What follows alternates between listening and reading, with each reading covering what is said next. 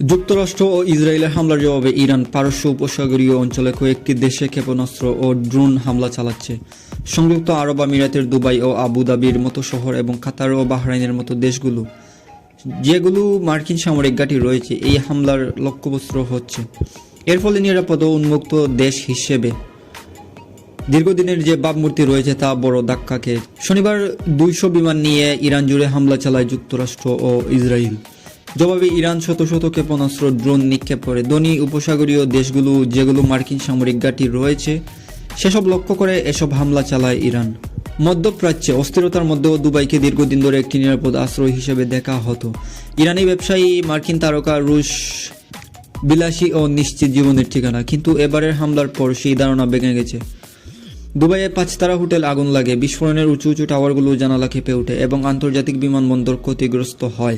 এতে 4 জন আহত হন।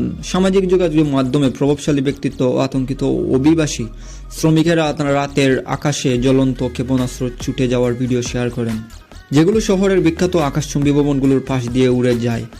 সংযুক্ত আরব আমিরাতের প্রতিরক্ষা মন্ত্রণালয় জানিয়েছে, শুধু আমিরাতেই 200টির বেশি ড্রোন এবং 137টির বেশি ব্যালিস্টিক ক্ষেপণাস্ত্র নিক্ষেপ করা হয়। এর বেশিরভাগই লক্ষ্যবস্তু করা হলেও 14টি ড্রোন আমিরাতের ভূখণ্ড ও জলসীমায় আঘাত আনে। প্রতিহত করা ক্ষেপণাস্ত্র ও ড্রোনের ধ্বংসাবশেষ শহরের বিভিন্ন স্থানে পড়ে। এতে অতিরিক্ত ক্ষয়ক্ষতি ও হতাহতের ঘটনা ঘটে।